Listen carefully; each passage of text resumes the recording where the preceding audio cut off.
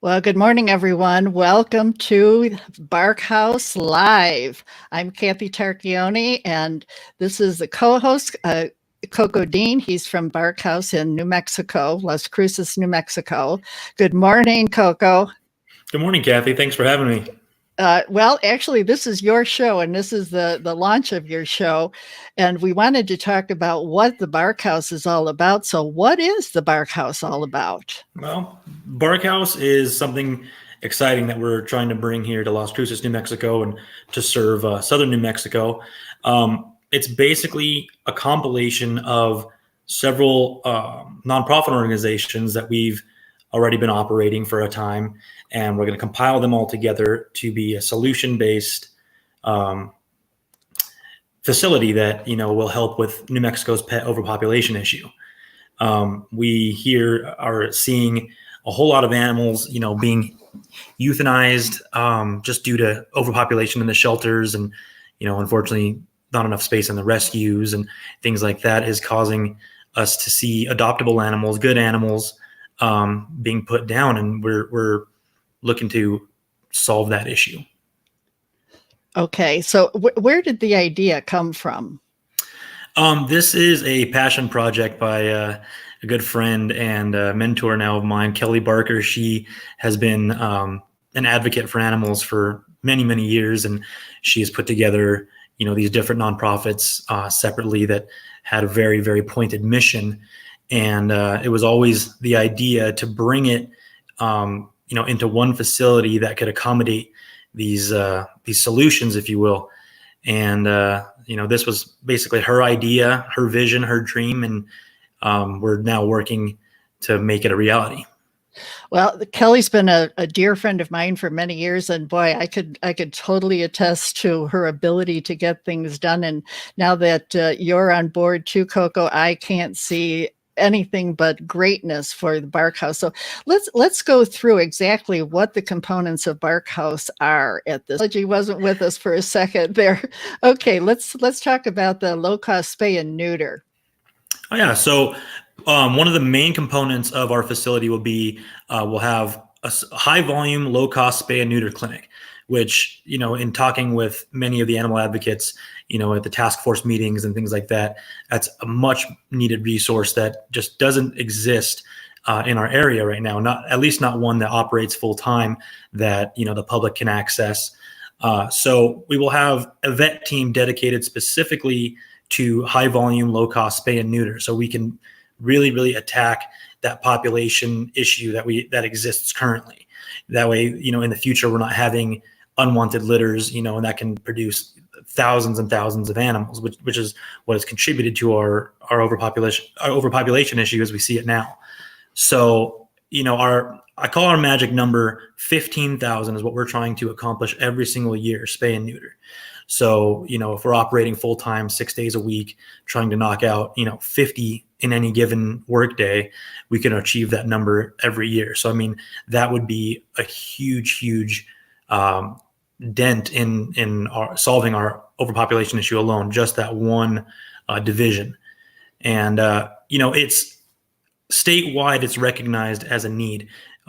Just this past year, Senate Bill 57 was passed, which makes an allotment for spay and neuter across the state. So even at the state level, they know that spay and neuter is necessary in order to, help the problem that New Mexico as a whole faces. Okay, so now let me ask you this: with all of the products that you have for the Barkhouse, what is the current situation right now? I know that vaccination and microchip and spay and neuter, are the shelters doing this right now? And if they are, is it very costly, or why is this making such a big difference?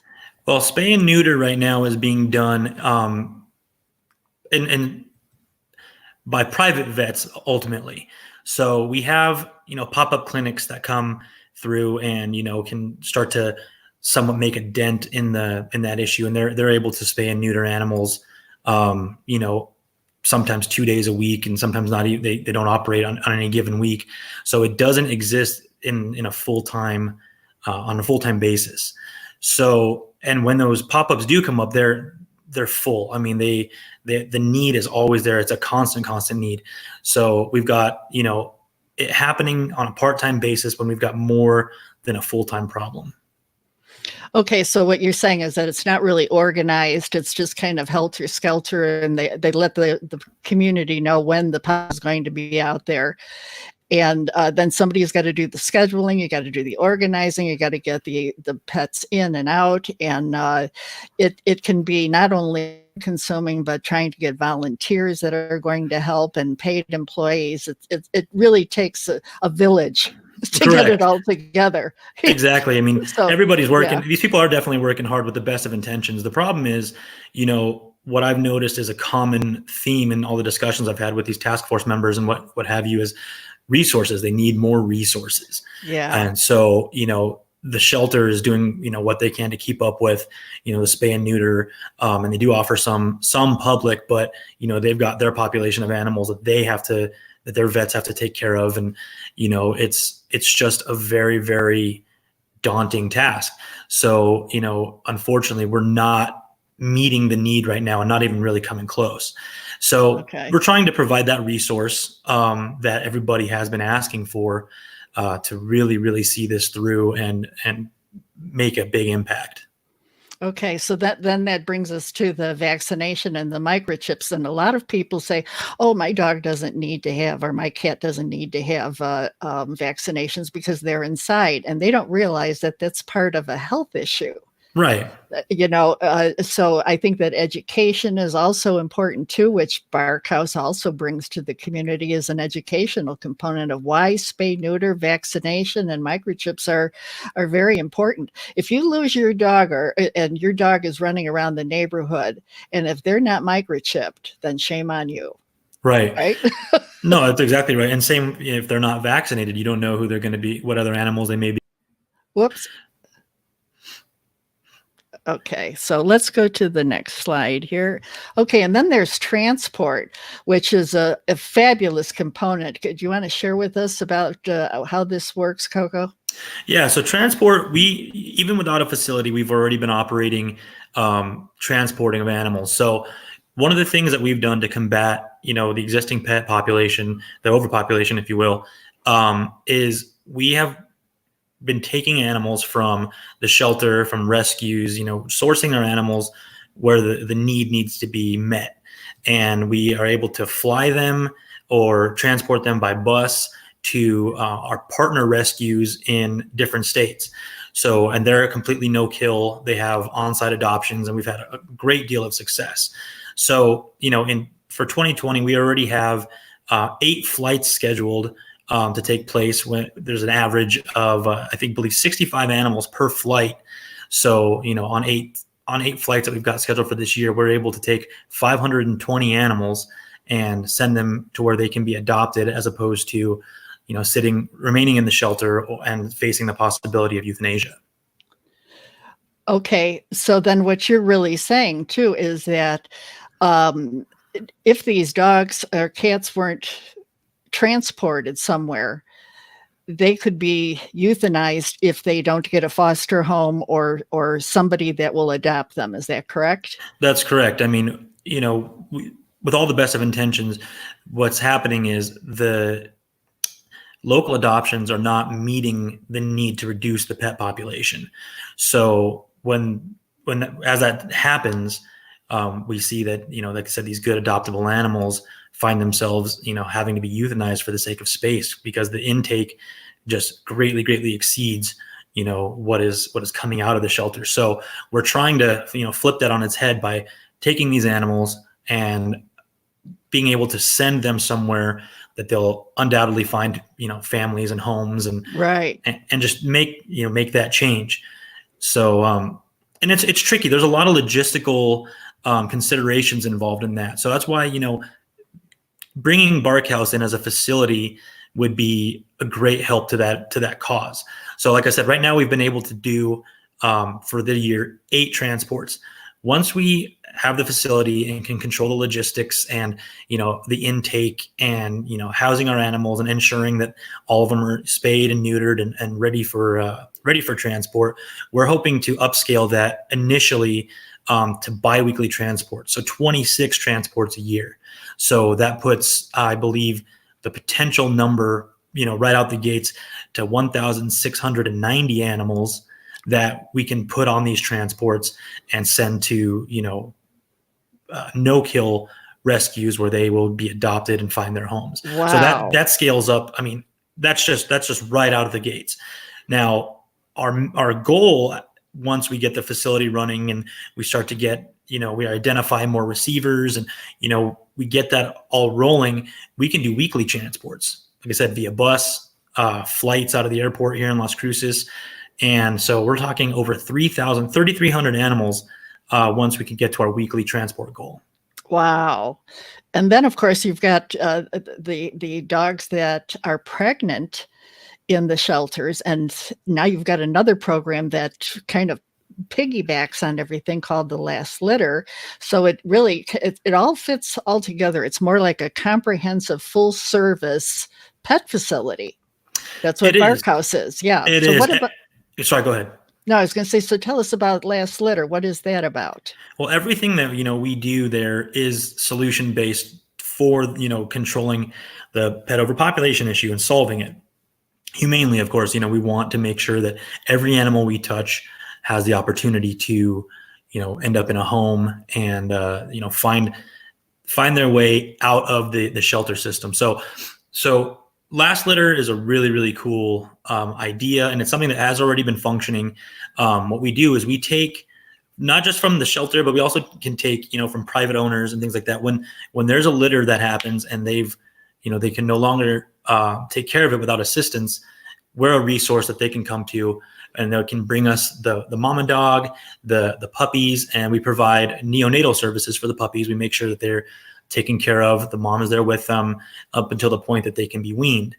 In order to be eligible for that, though, when they bring us the animals, the mama and the puppies, what they're doing is they're bringing them to us, and we will spay the mama dog, and then of course take care of the puppies.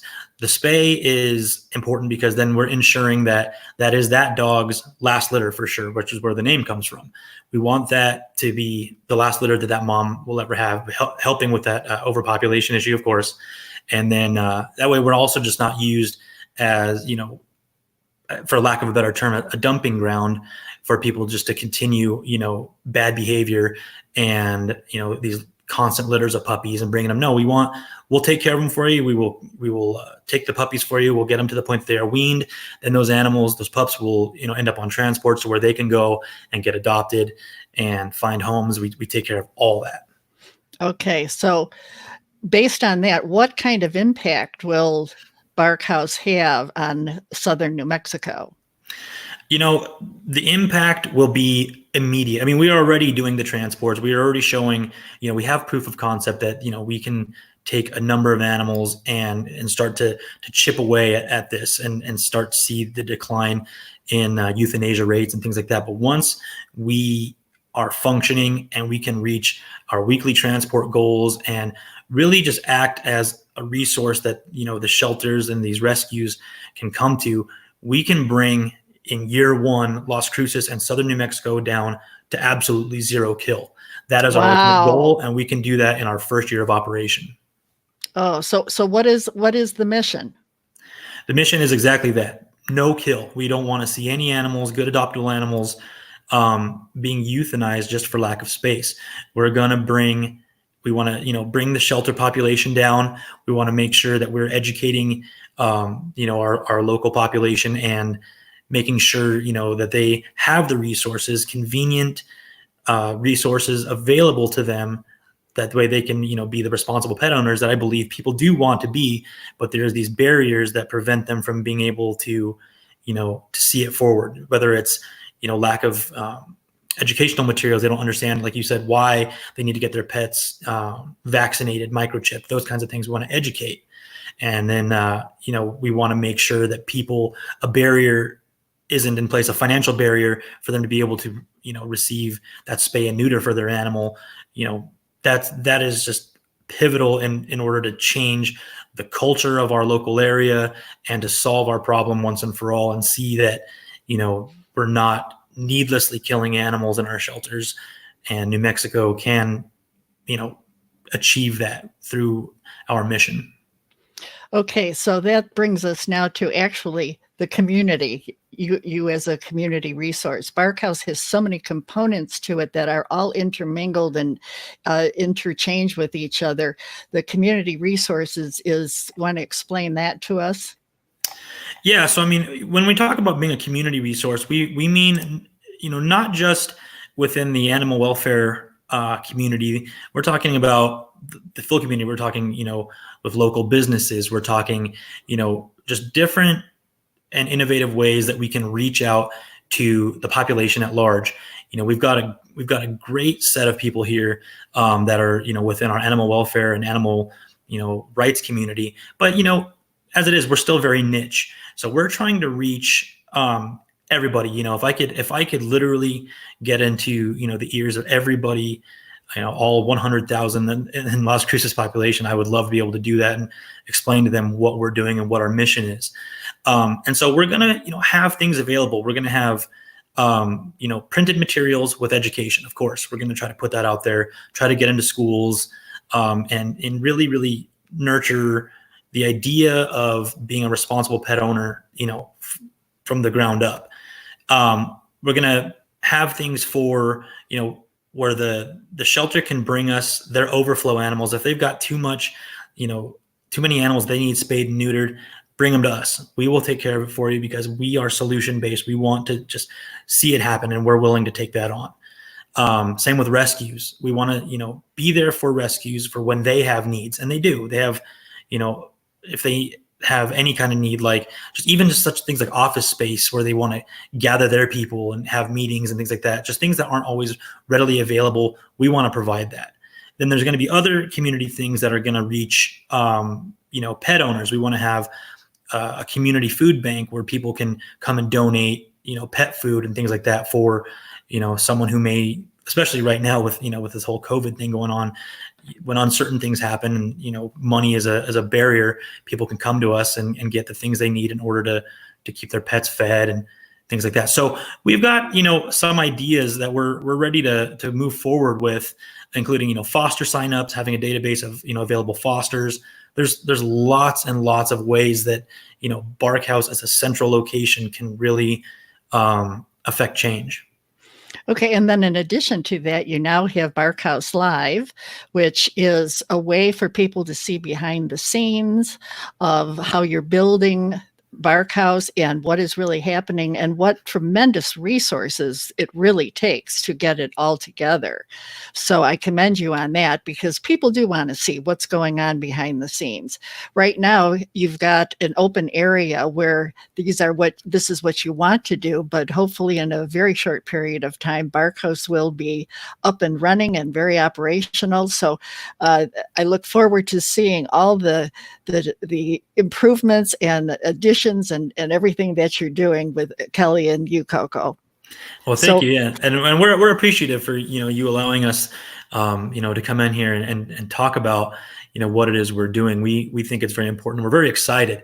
We've got a lot of, big things happening and things beginning to move and shake. And, so I look forward to sharing this all with you and the community at large. Okay. And then now why is this important to you personally? For me, there's a lot of things. I love animals. I've got 3 rescue dogs of my own that I keep here, and they've come to us. We've gotten some from the local shelter, and one actually showed up at our doorstep, and we ended up adopting it as well. And I recognize the need, and it's just something that's near and dear to my heart, my family, my wife. We all believe in this cause, and it's something that if we have a resource available, we can make this happen truly. And it's just like, if we can, why don't we? So it's just something that I believe in. I know Kelly believes in it deeply. This is something she has really, really been impassioned about. And, that's another thing, my respect and love for Kelly, just bouncing this, back and forth off of each other. It's just like, we have to do this. This is such a good idea. It's gonna be big for the community, and it's going to help so many animals, reach homes that they should. So it's a personal project, but it really also falls into wanting to see this happen for Kelly. Well, ditto. I ditto that for sure. So you've got your vision and you've got your mission, and it now what is it going to take? It's going to take investment. It's going to take people that are going to roll up their sleeves and say, "Okay, I'm in. I want to help." It's going to take the community to become aware so we can have more live broadcasts and have some town hall live virtual shows so that the community can get involved, the shelters, the fosters, the rescues. Mm-hmm. And I can see everybody coming together as a unit and help to build Barkhouse, because really it has been designed not for you and Kelly, but for the community. That's to right. help these animals that are in need. It's been a sore subject of mine for over 50 years already, about the overpopulation. And it's still the same thing. What can we do? What can we do? When you see that there is a solution and an answer right in front of your eyes, sometimes I do not understand why people don't embrace it and say, I'm all in, I can help. So this is really a show to say, hey folks, you really should be involved with this too. Mm-hmm. Right? And I know that you are the solution and you are ready. You guys are ready. Yes, we are. We cannot wait to kick this off, because it's important, and like you say, we can get people on board. And Las Cruces has a reputation for being a very, very generous community. And there was a recent article that they're in the top 10 in the nation for generosity, and I see it every day. So we are a perfect community to get this started in, and I really hope to see something like this beginning to pop up in communities around the country, because we aren't the only community that is experiencing these issues. So we are ready to show what we can do. Okay, well, is there anything else that you want to leave with telling everyone about this, or are you feeling comfortable that people know what your vision is and know what your mission is, or do you want to add something else? If they want to learn more about what it is we're doing, tune in to the show, but also, check us out at our website. The website we have set up currently is www.barkhouse-nm.org. We've got a lot more in-depth, about what we're doing there. We're trying to put everything out there in a way that people can understand what it is that we're trying to do, the numbers of, what we can achieve and the impact that we can make. So, if this is something that, speaks to you, and you really have a heart for animals, and want to see, more animals adopted and less being euthanized in the shelter, get in contact with us. We want to hear more ideas. We definitely want to hear from the community what you think, what other needs can be met. Get in touch with us. I would love to hear from you. And I would also love to chat with you if you want to know more. Coco Dean, find me on Facebook. I'm always willing to talk shop and let you know what it is that we're trying to accomplish, because we believe in it and we're ready to move. Okay. Well, thank you, Coco, for being on the show. And thank you, everyone, for watching Barkhouse Live. We'll be coming back to you very, very quickly. And you guys, please contact Barkhouse, be part of the team, be part of the solution. Okay. It's a wish to be able to have a life and a livelihood. We know that, but these are lives that they can't take care of themselves. They need our help. They are voiceless. And Coco, you and Kelly are giving a voice to the voiceless. And what a great idea of Barkhouse. I'm totally in 100%. Well, thank you, Kathy. We appreciate you. Okay. Well, thank you. Thank you, everyone, for watching.